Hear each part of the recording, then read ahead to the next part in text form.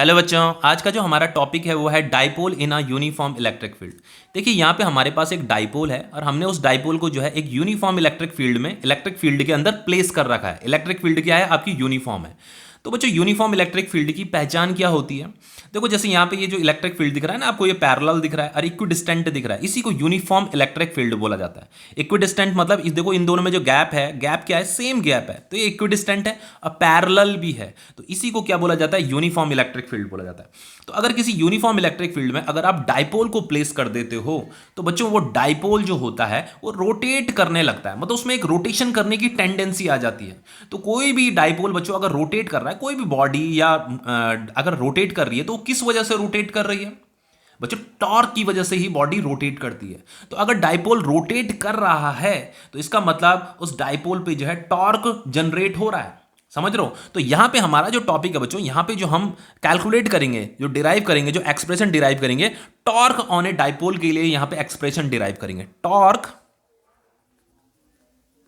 On a dipole. समझ में आ रहा है ना मैंने क्या बोला? कि अगर हम किसी डाइपोल को जो है यूनिफॉर्म इलेक्ट्रिक फील्ड में प्लेस कर देते हैं तो बच्चों वो जो डाइपोल है उसके अंदर एक रोटेट करने की टेंडेंसी आ जाती है। तो बच्चों जो अमाउंट ऑफ रोटेशन होता है भाई, वो रोटेट करने की उसके अंदर टेंडेंसी आ जाएगी। तो अगर आपको उसका अमाउंट ऑफ रोटेशन कैलकुलेट करना है ना, तो अमाउंट ऑफ रोटेशन को ही टॉर्क बोला जाता है। अमाउंट ऑफ रोटेशन को ही टॉर्क बोला जाता है। जैसे मान लो यहां पे एक हमारा ये डाइपोल है, ठीक है, ये हमारा डाइपोल है। तो ये आपका माइनस क्यू चार्ज है, ये आपका पॉजिटिव क्यू चार्ज है, इसी को डाइपोल बोलते हैं ना। इनके बीच का जो डिस्टेंस है वो कितना डिस्टेंस है? इस डिस्टेंस को कितना लिया जाता है? चलो हमने यहाँ पे इसे 2a है, ये इसका सेंटर है, सेंटर मेन है, सेंटर सबसे ज्यादा मेन है, ठीक है। तो बच्चों जनरली आपके स्कूल के टीचर उसे हो सकता है इस डिस्टेंस को 2l ले रहे हो या 2d ले रहे हो, तो एनसीईआरटी में इसे 2a ले रखा है, तो मैंने भी इसे 2a ही ले रखा है, ठीक है, यहां से लेकर के यहां तक का डिस्टेंस। तो हमने यहाँ पे इस डाइपोल को जो है electric field, uniform electric field में प्लेस कर रखा है। ओके, तो बच्चों यहाँ पे जो सेंटर है इस चार्ज का, ये वाला जो पॉइंट चार्ज है, इस पॉइंट चार्ज के सेंटर से जो डिस्टेंस होगा यहाँ से लेकर के यहाँ तक का डिस्टेंस वो a होगा, और यहाँ से लेकर के यहाँ तक का डिस्टेंस भी क्या होगा? a होगा, ठीक है। इतना आपको सबको पता है। अब देखिए अगर हम किसी भी पॉइंट चार्ज को अगर हम इलेक्ट्रिक फील्ड में प्लेस करते हैं ना, तो उस पॉइंट चार्ज पे फोर्स लगने लगता है। आपको कोई भी, जैसे मान लो इलेक्ट्रिक फील्ड है, यहाँ पे मैंने कोई पॉइंट चार्ज प्लेस कर दिया, पॉजिटिव पॉइंट चार्ज प्लेस कर दिया, मान लो पॉजिटिव, तो बच्चों इसमें जो फोर्स लगेंगे ना, जिधर इलेक्ट्रिक फील्ड की डायरेक्शन है उधर ही फोर्स लगेगी। और ये जो फोर्स होता है वो कितना होता है? Q इंटू ई होता है। ये आपको पता होगा, मैंने आपको बताया भी था। किसी भी टेस्ट चार्ज को, मान लो कोई टेस्ट चार्ज है, उसे अगर मैं इलेक्ट्रिक फील्ड में रख देता हूं तो फोर्स ऑन टेस्ट चार्ज कितना होता है? Q नॉट इंटू ई होता है। तो अगर मैं किसी पॉइंट चार्ज को इलेक्ट्रिक फील्ड में, ये इलेक्ट्रिक फील्ड है आपकी, यहां अगर मैं पॉइंट चार्ज को रख देता हूं तो उसमें जो फोर्स लगेगी ना वो इलेक्ट्रिक फील्ड की ही डायरेक्शन में लगेगी, अगर वो पॉजिटिव है तो। अगर पॉजिटिव है तो जो पॉजिटिव पॉइंट चार्ज होगा उसमें जो फोर्स की लगता है ना, उस फोर्स का डायरेक्शन इलेक्ट्रिक फील्ड की ही डायरेक्शन की तरफ होता है, और उसका मैग्नीट्यूड Q इंटू ई होता है। तो यहां पे बच्चों ये एक पॉइंट चार्ज है जो कि पॉजिटिव पॉइंट चार्ज है, तो इस पे जो फोर्स लग रहा होगा वो इस डायरेक्शन में लग रहा होगा। कुछ समझ में आ रहा है? तो इसका जो मैग्नीट्यूड होगा वो कितना होगा? Q इंटू ई होगा, ठीक है।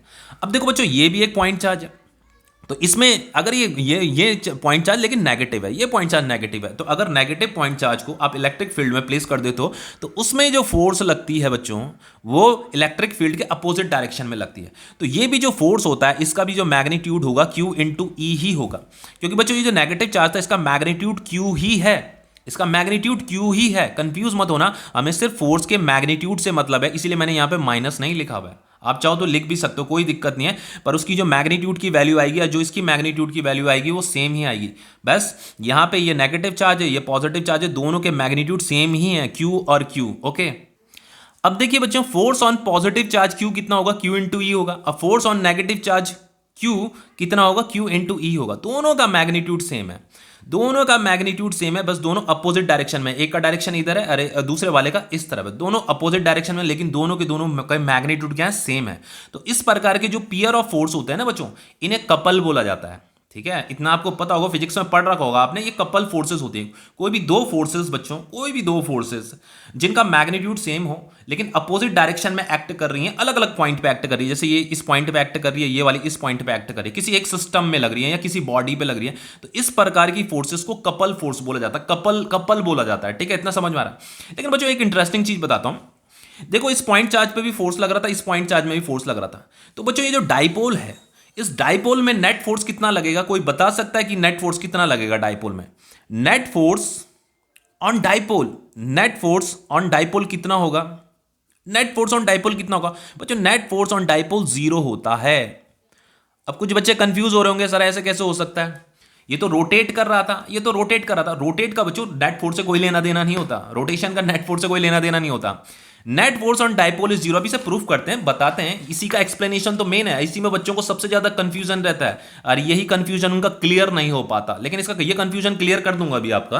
देखो बच्चों, सबसे पहले यहां पे क्या लिखा है? नेट फोर्स ऑन डाइपोल क्या लिखा है एनसीईआरटी में? 0 लिखा है ना, तो इसका मतलब नेट फोर्स तो 0 होता है। लेकिन 0 क्यों बोला गया? मेन चीज यही है कि नेट फोर्स को 0 क्यों बोला गया। ठीक है, तो चलो इसे समझते हैं बच्चों, नेट फोर्स 0 क्यों बोला गया। देखिए, नेट फोर्स 0 का मतलब क्या होता है, देखो समझाता हूं पहले। देखो मान लो बच्चों, ये कोई एक बॉडी है, ध्यान से देखना, इसे कॉन्सेप्ट है ये, कॉन्सेप्ट नहीं तो बिना कॉन्सेप्ट के, बिना इसे समझे अगर आगे बढ़ रहे हो तो बहुत बड़ी गलती कर रहे हो। जनरली बच्चे इसी कॉन्सेप्ट को नहीं समझ पाते और पूरा टॉपिक समझ जाते हैं, पर इस कॉन्सेप्ट को नहीं समझ पाते। देखो जैसे ये बॉडी है बच्चों, तो इसका सेंटर यहाँ पे है, तो ये जो इसका सेंटर है ना, बॉडी का सेंटर है, ठीक है, जैसे हम सेंटर ऑफ मास भी बोल सकते हैं। तो अगर मैं एग्जैक्ट इसके सेंटर पे कुछ फोर्स अगर मैंने लगाई, ये मैंने फोर्स लगाई, फोर्स की डायरेक्शन यहाँ पे लगाई, तो बच्चों जब एग्जैक्ट आप सेंटर पे फोर्स लगाते हो ना, तो ये बॉडी क्या करेगी? ऐसे स्ट्रेट लाइन क्या करने लगेगी? मूव करने लगेगी। ठीक है, तो इसका जो सेंटर है ना, ये वाला जो सेंटर है, ये जो सेंटर है, ये सेंटर इसी फोर्स की डायरेक्शन में क्या करने लगेगा? ऐसे मूव करने लगेगा। तो कोई बॉडी अगर बच्चों, किसी भी बॉडी का सेंटर अगर मूव हो रहा है ना, सेंटर अगर मूव हो रहा है, सेंटर अगर अपनी पोजीशन को चेंज कर रहा है, तो इसका मतलब होता है कि उस बॉडी में कुछ ना कुछ नेट फोर्स लगी है, उस बॉडी में कुछ ना कुछ नेट फोर्स लगी है। लेकिन बच्चों यहां पे, जैसे मैंने यहां पे लिखा हुआ नेट फोर्स ऑन डाइपोल के लिखा हुआ 0 लिखा हुआ ना, तो ये यहां पे 0 क्यों लिखा हुआ है, इसी को समझना है ना। अभी समझाता हूं। देखो, अब देखो बच्चों, जैसे मान लो ये कोई एक बॉडी है, मान लो ये कोई एक बॉडी है, ठीक है। हमने क्या किया, इस बॉडी में एक फोर्स इधर लगाया बच्चों, एक फोर्स इधर लगाया, ये मान लो ये F1 फोर्स लगाया, और एक फोर्स इधर लगा दिया, चलो इसे F बोल देता हूं, इसे ये F लगाया और इधर भी F लगाया। ये F जो है 2 न्यूटन है और ये वाला F भी 2 न्यूटन है, और इस बॉडी का सेंटर ये है। तो बच्चों ये देखो, दोनों के मैग्नीट्यूड क्या है? सेम है, और दोनों अपोजिट डायरेक्शन में भी लग रहे हैं। तो इस वाली फोर्स को क्या बोलते हैं? कपल बोलते हैं। क्या बोलते हैं? कपल बोलते हैं। जैसे यहां पे लग रही है, देखो एक इधर लग रही है, एक इधर लग रही है। इन फोर्सेस को क्या बोला जाता है? इस पेयर ऑफ फोर्स को क्या बोला जाता है? कपल बोला जाता है। तो कभी भी अगर किसी बॉडी में या किसी भी सिस्टम में कपल लग रहा है, वहां पे कपल अगर फॉर्म हो रहा है बच्चों, तो ये जो बॉडी है ना, यहां पे इस सेंटर के अबाउट ऐसे यहां पे रोटेट करने लग जाती है, इसके अंदर रोटेशन करने की टेंडेंसी आ जाएगी। लेकिन बच्चों ये आगे ऐसे यहां मूव नहीं करेगी, ये यहीं पे ही रोटेट करने लग जाएगी, आगे नहीं बढ़ेगी। अब बच्चों किसी भी कोई भी बॉडी का जो सेंटर है ना, सेंटर अगर ऐसे आगे नहीं बढ़ रहा है, फोर्स देखो, फोर्स तो लग रही है इसमें, लेकिन फोर्स लगने के बावजूद भी इसका जो सेंटर है ना, इस बॉडी का जो सेंटर है वो यहीं पे ही है, वो आगे नहीं बढ़ रहा है। बॉडी यहां रोटेट तो कर रही है, इस फोर्स की वजह से ये बॉडी रोटेट तो कर रही है, लेकिन इसका इसी सेंटर के अबाउट यहां पे रोटेट कर रही है, लेकिन ये सेंटर आगे नहीं बढ़ रहा। जैसे ये सेंटर यहां आगे बढ़ रहा था ना, तो ये सेंटर अपनी पोजीशन चेंज नहीं कर रहा है। तो किसी भी बॉडी का अगर सेंटर अपनी पोजीशन चेंज नहीं करता, तो उसी को बच्चों नेट फोर्स 0 बोला जाता है। आप बिना सोचे समझे नेट फोर्स 0 बोल सकते हो अगर किसी भी बॉडी का सेंटर अपनी पोजीशन अगर चेंज नहीं कर रहा है, फोर्स लगने के बावजूद भी अगर अपनी पोजीशन चेंज नहीं कर रहा है, तो आप उसे नेट फोर्स 0 बोल सकते हो। अब देखो यहां पे मैं आपको बताता हूं, यहां पे नेट फोर्स ऑन डाइपोल 0 क्यों है। देखो बच्चों, ये डाइपोल है, तो इस डाइपोल का सेंटर यहां पे है। सेंटर बहुत इंपॉर्टेंट है, पहले बता देता हूं, सेंटर बहुत इंपॉर्टेंट है। तो बच्चों देखो, इस डाइपोल में देखो, एक फोर्स इधर लग रही है, एक फोर्स इधर लग रही है, ठीक है। तो इस डाइपोल के अंदर जो टेंडेंसी आ जाएगी, इन फोर्सेस की वजह से इस डाइपोल के अंदर जो टेंडेंसी आती है ना, उसके अंदर रोटेशन करने की टेंडेंसी आती है, वो इस तरीके से रोटेट करने लगता है, ऐसे रोटेट करता है, ऐसे रोटेट करता है। अब फिर यहां पे आकर के रुक जाता है, बिल्कुल एग्जैक्ट इस जगह में आकर के रुक जाता है। क्यों रुक जाता है, इसे अभी हम डिस्कस करेंगे। अभी तो लेक्चर में बहुत कुछ है समझने के लिए, अभी मैं जो समझा रहा हूं उसे समझो पहले। देखो ये यहां पे था, और देखो इसका सेंटर यहां पे था ना, तो देखो डाइपोल ये है, इसका सेंटर यहां पे। अब देखो ये घूम रहा है, ऐसे रोटेट कर रहा है, ऐसे रोटेट कर रहा है, रोटेट कर रहा है, रोटेट कर रहा है, लेकिन बच्चों ये रोटेट तो कर रहा है, लेकिन इसका सेंटर यहीं पे ही रहेगा, वो अपनी पोजीशन चेंज नहीं करेगा। तो कोई भी सिस्टम का, कोई किसी भी सिस्टम में अगर आप फोर्स लगा रहे हो, ये एक डाइपोल का एक सिस्टम है, इसमें ये फोर्सेस लग रही है, तो फोर्स लगने के बाद अगर बॉडी आपको रोटेट करती हुई दिख भी रही है ना, लेकिन अगर उसका सेंटर चेंज नहीं हो रहा है, उसका सेंटर अगर अपनी पोजीशन को चेंज नहीं कर रहा, सेंटर तो यहीं पे ही है, ये डाइपोल रोटेट तो कर रहा है लेकिन सेंटर यहीं पे, अगर सेंटर चेंज नहीं हो रहा है, सेंटर अपनी पोजीशन को चेंज नहीं कर रहा है, तो आप बिना सोचे समझे नेट फोर्स ऑन डाइपोल क्या बोलोगे? जीरो बोलोगे। नेट फोर्स ऑन डाइपोल क्या बोलोगे? जीरो बोलोगे। समझ में आ रहा है इतना? जो नेट फोर्स होता है ना, नेट फोर्स की वजह से बॉडी स्ट्रेट लाइन मोशन करती है। जैसे यहां पे ये स्ट्रेट लाइन मोशन कर रही थी, अब इस पे भी फोर्स लग रही थी लेकिन ये तो स्ट्रेट लाइन मोशन ही नहीं कर रही है, तो यहीं पे रोटेट कर रही है। तो अगर बॉडी स्ट्रेट लाइन मोशन नहीं कर रही है, अपने किसी पॉइंट का बॉडी रोटेट कर रही है, तो आप बिना सोचे समझे नेट फोर्स जीरो बोलिए बस। तो ये जो रोटेट कर रही है वो टॉर्क की वजह से रोटेट कर रही है, क्योंकि वहां पे टॉर्क जनरेट हो रहा है, यहां पे भी टॉर्क जनरेट हो रहा है, इसीलिए तो हम टॉर्क ऑन ए डाइपोल निकाल रहे हैं। ठीक है, इतना समझ में आ गया? अब देखिए आगे क्या कह रहा है, देखो नेट फोर्स ऑन डाइपोल तो जीरो, लेकिन यहां आगे क्या लिखा है देखो, but forces are equal unlike and parallel. देखो ये जो फोर्सेज है ना, इनका मैग्नीट्यूड तो इक्वल है लेकिन ये अनलाइक है। अनलाइक मतलब ये अपोजिट डायरेक्शन में लग रही है, एक इधर है एक इधर है, ठीक है, अपोजिट नेचर की है, मतलब अपोजिट डायरेक्शन में, एक इधर है एक इधर है, ठीक है, अनलाइक है एंड पैरेलल भी है, acting at different point, different point पे लग रही है, ठीक है। Therefore they form a couple. इसी प्रकार की पेयर ऑफ फोर्स को जो है कपल बोला जाता है। और इन कपल की ही वजह से बच्चों क्या होता है, बॉडी रोटेट होने लगती है। देखो therefore they form a couple, इसी को कपल बोला जाता है, इस पेयर ऑफ फोर्स को कपल बोला जाएगा। And which rotate the dipole, जिसकी वजह से डाइपोल रोटेट करने लगेगा इन द क्लॉकवाइज डायरेक्शन। तो देखो क्लॉकवाइज डायरेक्शन में ही तो करेगा रोटेट। देखो ये है डाइपोल आपका, एक फोर्स इधर लग रही, एक फोर्स इधर लग रही, तो जिधर फोर्स लग रही है ना, फोर्स की तरफ ये बैंड करेगा ऐसे। देखो ये फोर्स इस तरफ लग रही ना, तो ये इसी तरफ इस तरफ आगे बढ़ेगा, इस तरफ आगे बढ़ेगा, समझ लो, और इस तरफ, ठीक है। तो ये ऐसे रोटेट करने लगेगा, यहां पे आकर के रुक जाता है, अभी बताऊंगा यहां पे आकर के क्यों रुका है, पर ये इस तरीके से क्लॉकवाइज क्या कर रहा है, रोटेट कर रहा है, ठीक है, लिखा है ना क्लॉकवाइज। अब देखिए ये रोटेट कर रहा है, तो हमें यहां पे अमाउंट ऑफ रोटेशन निकालना है। तो अमाउंट ऑफ रोटेशन किसे बोलते हैं? टॉर्क को बोलते हैं। कोई भी बॉडी अगर रोटेट कर रही है तो टॉर्क की ही वजह से रोटेट कर रही है, तो हम यहाँ पे टॉर्क निकालेंगे। यहाँ पे जो टॉर्क बच्चों जो जनरेट हो रहा है वो कपल फोर्सेस की वजह से जनरेट हो रहा है। यहाँ पे कपल फोर्सेस एक्ट कर रही हैं, ठीक है। तो बच्चों कपल फोर्सेस अगर हैं तो देन टॉर्क का जो फॉर्मूला होता है, फोर्स इनटू परपेंडिकुलर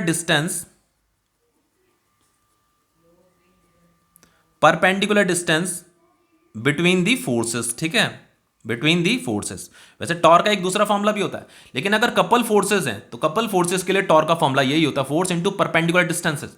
बाकी कुछ टीचर्स बच्चों हो सकता है दूसरे मेथड से भी करा रहे हो, लेकिन बच्चों उस रास्ते चलने की जरूरत नहीं है, इस रास्ते चलिए जिस रास्ते मैं बता रहा हूं, ठीक है, कंफ्यूजन नहीं होगा यहां पे बिल्कुल भी।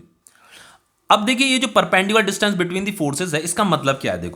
देखो ये फोर्स है, एक ये फोर्स है, तो बच्चों ये जो फोर्स है, इस फोर्स का जो लाइन ऑफ एक्शन है ना वो ये है, ये फोर्स इस लाइन के अलोंग है, और ये वाली जो फोर्स है, इस फोर्स का लाइन ऑफ एक्शन ये है, तो ये फोर्सेस इस लाइन के अलोंग है।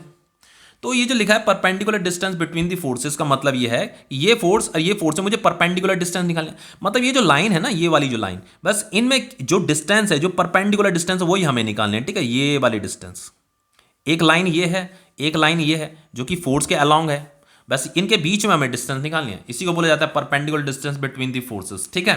तो ये वाली डिस्टेंस हमें निकालनी है, ओके। तो चलो मैंने इसे ए नाम दे दिया, इसे बी नाम दे दिया, इसे भी नाम दे देते हैं सी। तो मुझे फिलहाल ये है परपेंडिकुलर डिस्टेंस बी सी, ठीक है। तो यहां पे आ जाएगा बच्चों torque is equal to, torque का सिंबल ये होता है, ये एफ आ गया इनटू और ये बी सी, ओके। अब देखिए बीसी हमें कैलकुलेट करना है। फोर्स की वैल्यू तो हमारे पास है, force on charge q into E है, force on negative charge q में भी क्यू इंटू ई है, इसका मैग्नीट्यूड तो हमारे पास है, लेकिन हमें ये बीसी कैलकुलेट करना है। तो देखो ये बीसी है, ये आपका एक राइट एंगल ट्रायंगल है, तो यहां पे हम ये एक एंगल कंसीडर करेंगे थीटा। अब ये जो एंगल है ना बच्चों, ये कौन सा कौन फॉर्म कर रहा है इस एंगल को, ये एंगल कौन बना रहा है? तो देखो डाइपोल मोमेंट की डायरेक्शन तो ये है भाई, आपका इलेक्ट्रिक डाइपोल है, तो इलेक्ट्रिक डाइपोल में एक टर्म आता है डाइपोल मोमेंट, याद आ रहा है कुछ? डाइपोल मोमेंट, ठीक है। तो बच्चों ये देखो डाइपोल मोमेंट की जो डायरेक्शन होती है ना, नेगेटिव से पॉजिटिव की तरफ होती है, नेगेटिव चार्ज से पॉजिटिव की तरफ होता है, तो ये आपका डाइपोल मोमेंट है। और ये आपकी इलेक्ट्रिक फील्ड की डायरेक्शन है, ये वाली इलेक्ट्रिक फील्ड की डायरेक्शन इस तरफ है ना, तो इन दोनों में जो इलेक्ट्रिक फील्ड और डाइपोल मोमेंट में जो एंगल बन रहा है थीटा बन रहा है, ठीक है।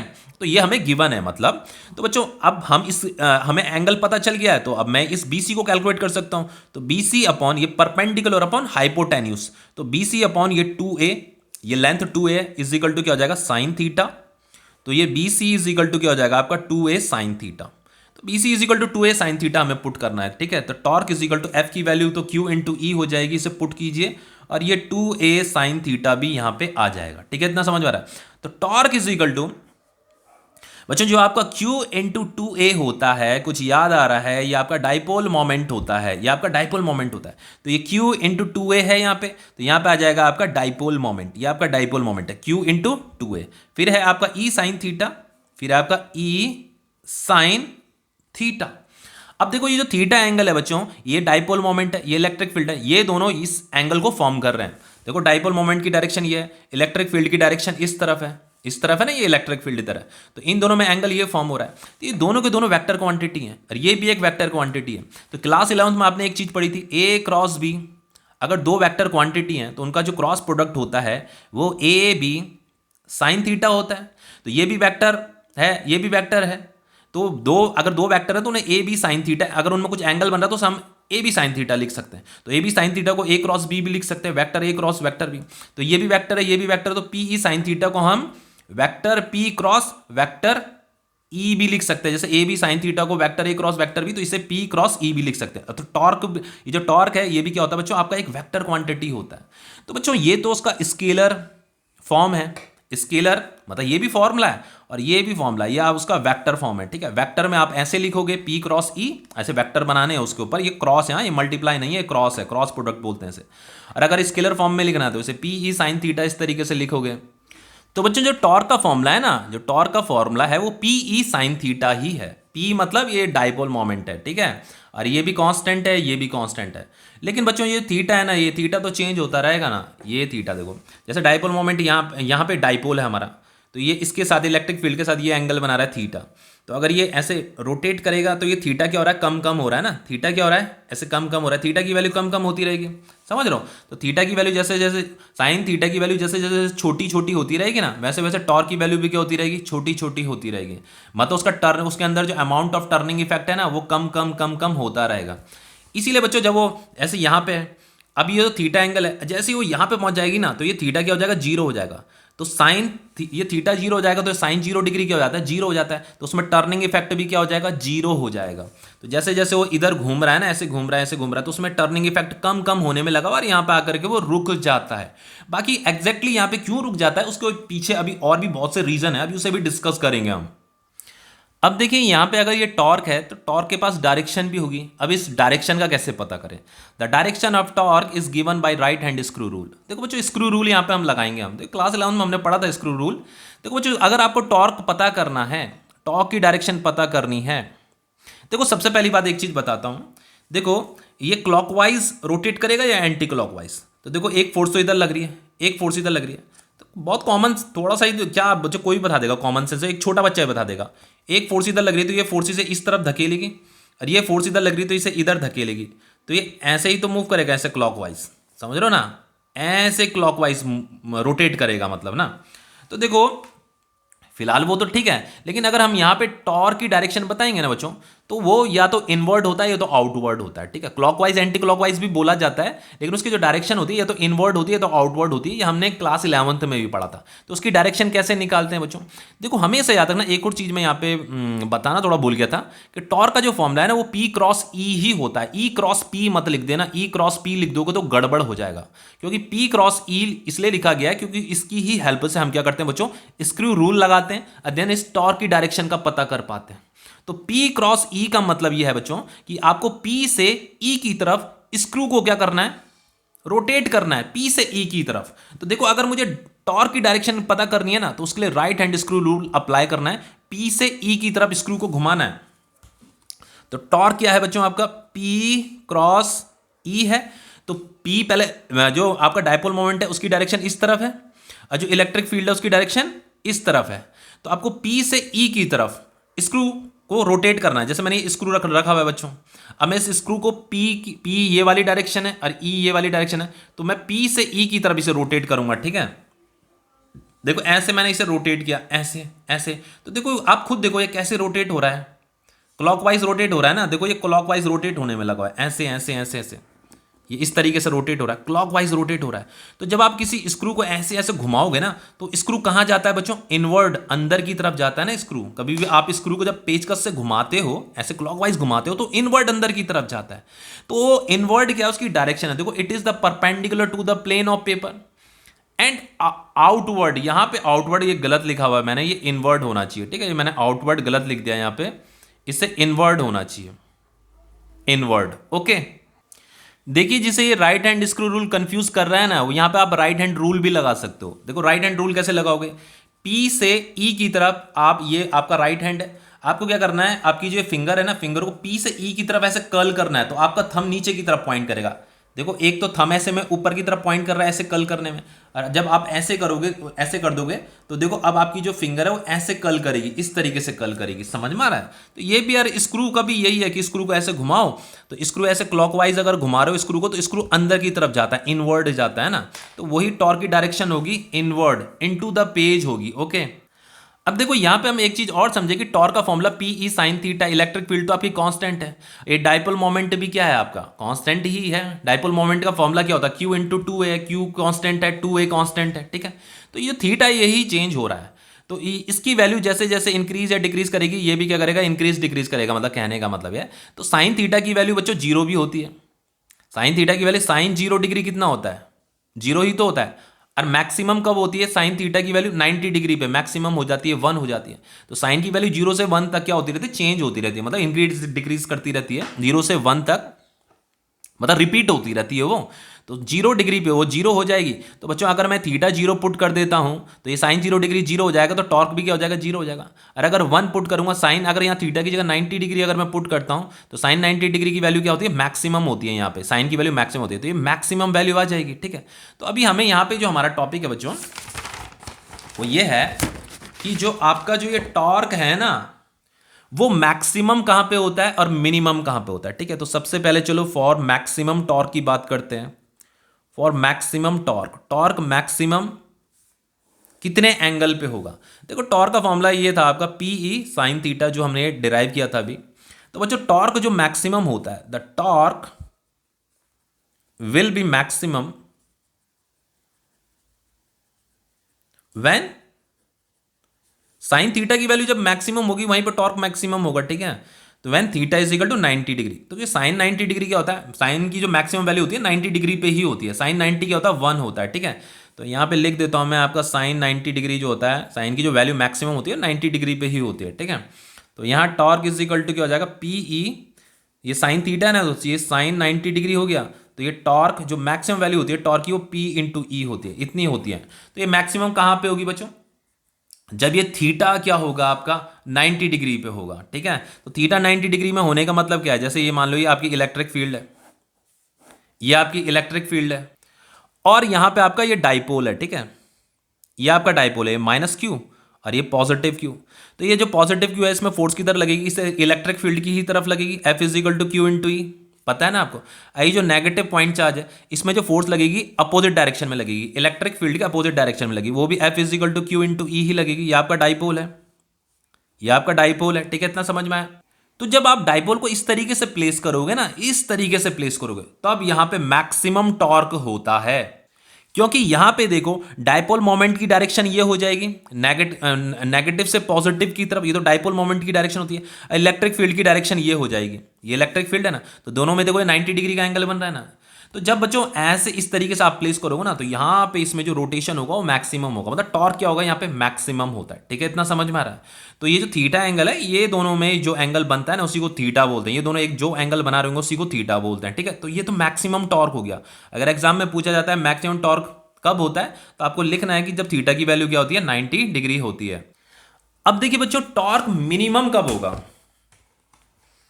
For minimum torque, torque minimum कब होगा? टॉर्क का फॉर्मूला क्या है? PE sine theta.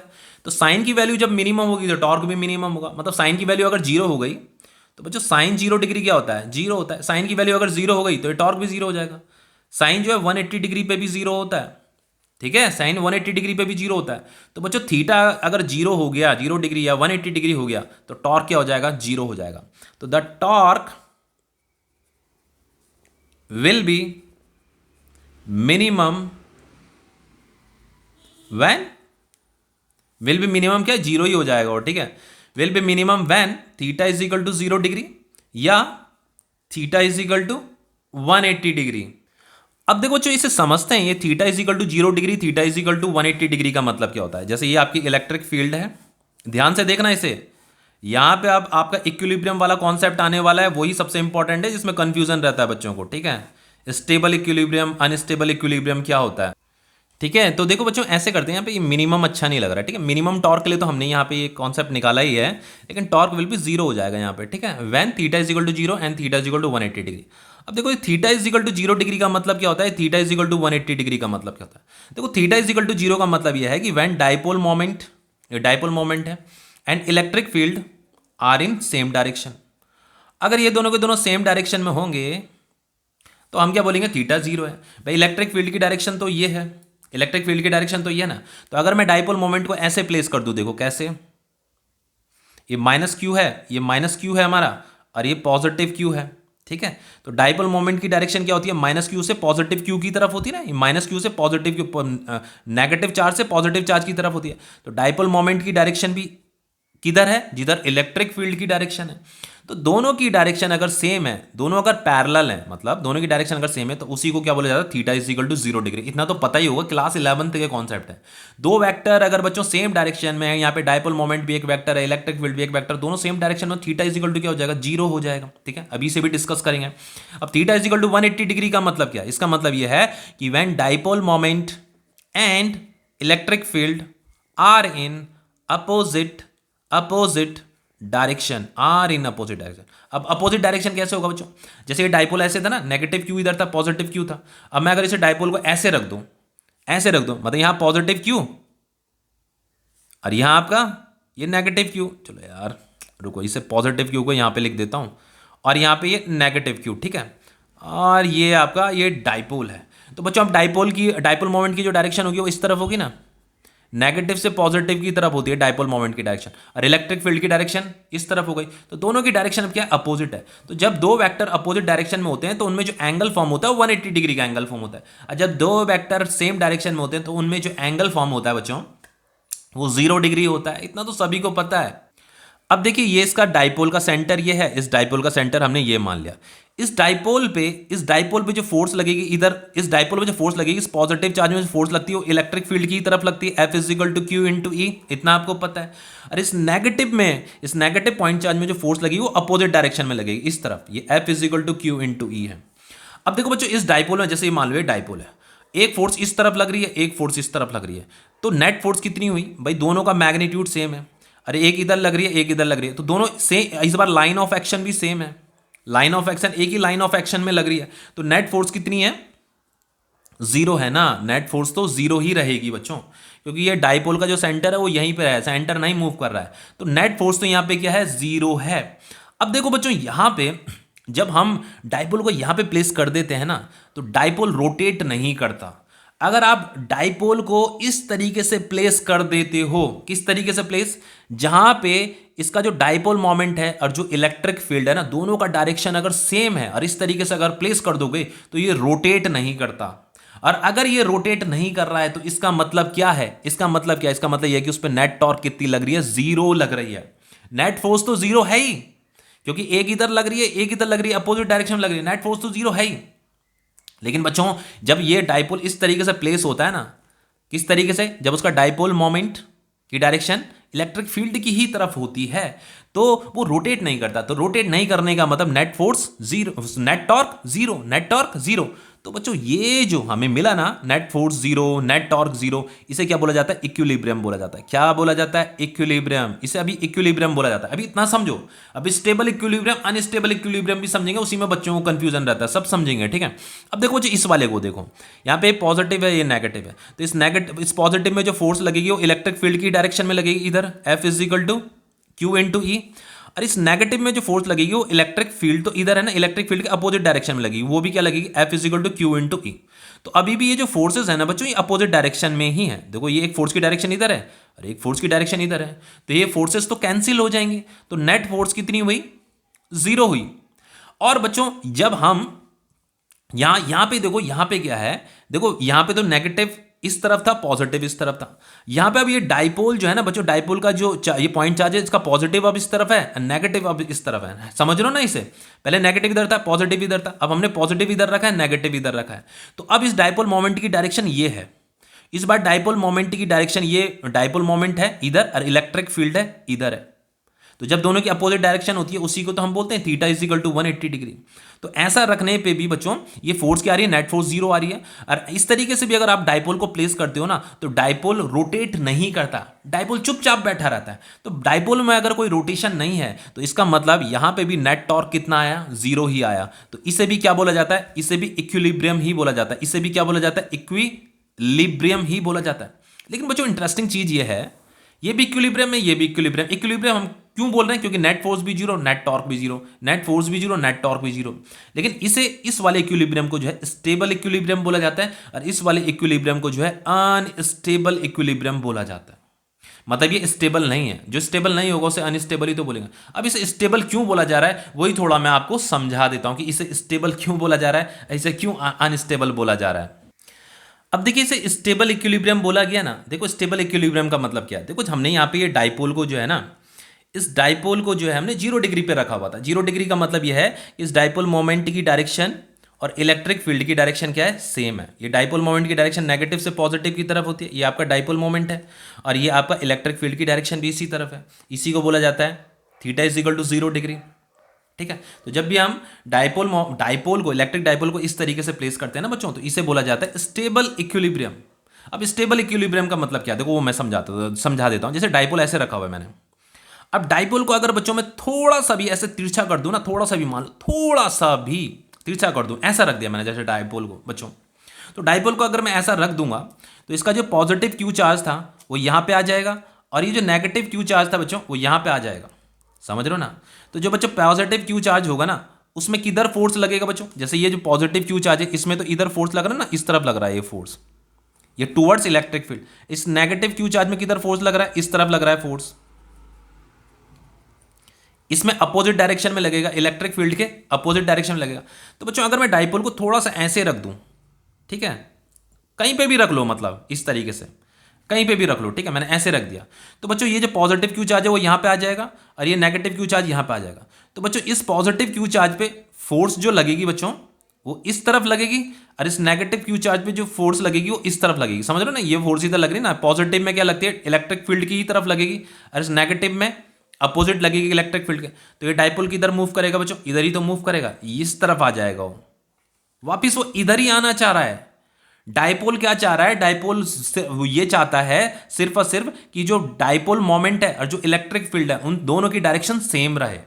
अब अगर मैं डाइपोल को ऐसे रखता हूं, मान लो डाइपोल को मैंने ऐसे रखा, तो अब देखो डाइपोल किधर जाएगा, अब फिर वो वापस इधर ही आ जाएगा। जैसे यहां पर रखने पे इधर आ रहा था ना, अब ऐसे रखने पे भी वो वापस इधर ही आ रहा है, इसलिए वो यहां पे आकर के रुक जाता है। तो देखो ये डाइपोल को मैंने जैसे ऐसे रखा, तो बच्चों इसका जो पॉजिटिव है वो यहां पे आ जाएगा, और इसका जो नेगेटिव है ना, ये वाला जो नेगेटिव है वो यहां पे आ जाएगा।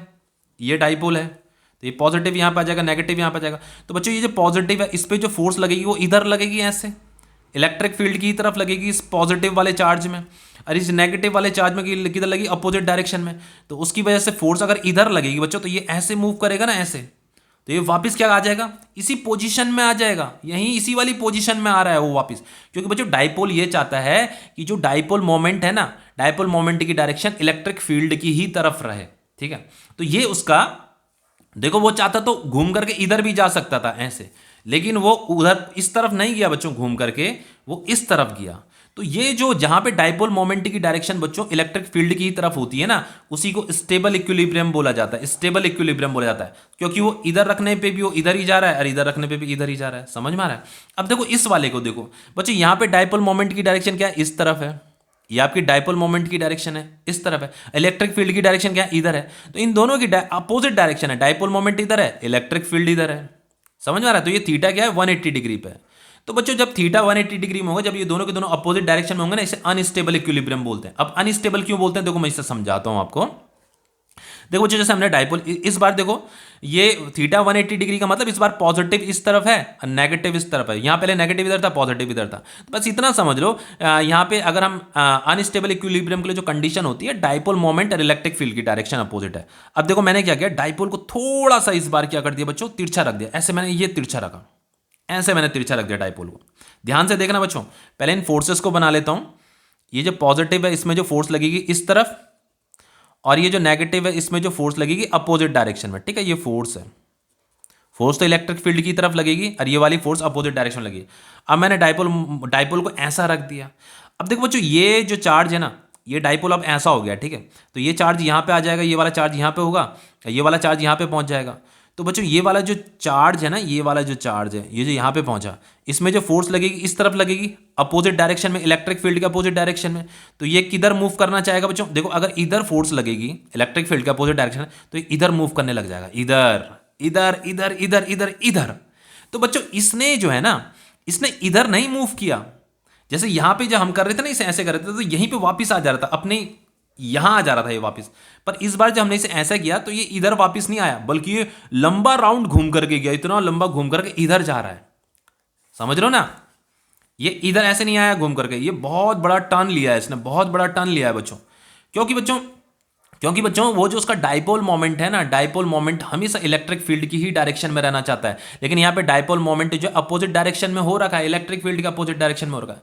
तो अगर हम इसे ऐसे रखेंगे तो वो ऐसे घूमने लगेगा उसमें, क्योंकि जो फोर्सेज हैं वो फोर्सेज लगेंगे इस तरीके से। ये पॉजिटिव चार्ज यहाँ पे, तो इस पॉजिटिव चार्ज में फोर्स इधर लगेगी, जैसे ये फोर्स इधर लग रही है ना, तो इस तरफ लगेंगे तो उसे इधर घुमाएगा। अब अगर मैं इधर रखता तो देखो, इधर रखता तो डाइपोल को अगर ऐसे रखता, तो डाइपोल को अगर रखता ना, फिर वो लंबा राउंड काट के ऐसे मूव करता बच्चों। बल्कि वो ऐसे नहीं आ रहा, वापस ऐसे नहीं आ रहा। जैसे यहाँ पे तो बच्चों क्या था, वो बिल्कुल ऐसे आ जा रहा था। ठीक है, क्योंकि वो उसका स्टेबल इक्विलिब्रियम है ना, उसे ज़्यादा लंबा टर्न नहीं ले रहा था। लेकिन यहाँ पे बहुत बड़ा टर्न ले रहा है। देखो अगर मैं ऐसे रखता हूँ, इसे ऐसे रखता हूँ अगर इसे, तो ये पॉजिटिव यहाँ पे और ये नेगेटिव यहाँ पे, समझ में आ रहा है। ये वाला नेगेटिव यहाँ पे आ जाएगा, ये पॉजिटिव यहाँ पे आ जाएगा। इस पॉजिटिव में फोर्स जो लगेगी इस तरफ लगेगी, इस तरफ इलेक्ट्रिक फील्ड की डायरेक्शन में, तो इस तरफ लगेगी। तो देखो वो इधर ही तो घूम रहा है, ऐसे घूम रहा है, ऐसे घूम रहा है, ऐसे घूम रहा है, ऐसे घूम रहा है। इसीलिए इसे अनस्टेबल इक्विलिब्रियम बोलते हैं। क्योंकि ये बच्चों इक्विलिब्रियम तो है, इक्विलिब्रियम तो हम सिर्फ इसलिए बोल रहे हैं क्योंकि नेट फोर्स भी जीरो, टॉर्क भी जीरो, लेकिन ये उसका स्टेबल फॉर्म नहीं है, ये उसका स्टेबल इक्विलिब्रियम नहीं है, ये अनस्टेबल इक्विलिब्रियम है। स्टेबल इक्विलिब्रियम तो इसी को ही बोलते हैं जहां पे वो उसका जो डायपोल मोमेंट है उसकी डायरेक्शन इलेक्ट्रिक फील्ड की ही तरफ होती है। ये स्टेबल नहीं होता। मान लो अगर आप डायपोल को ऐसे रख देते हो ना, तो वो चुपचाप तो रहेगा, लेकिन जहां आपने थोड़ा सा उसे टर्न किया वो इधर भाग जाएगा, इतना लंबा भाग जाएगा, इतना टर्न ले लेगा। लेकिन यहाँ पे ये स्टेबल है, आप इसे थोड़ा सा भी टर्न दोगे ना, फिर यहाँ वापिस आ जाएगा, फिर यहाँ वापिस आ जाएगा, ऐसे आ जाएगा। बहुत बड़ा टर्न नहीं ले रहा ना यहाँ पे तो यहीं पे वापिस आ जा रहा है। ठीक है, तो ये टॉपिक आपका कंप्लीट हो गया।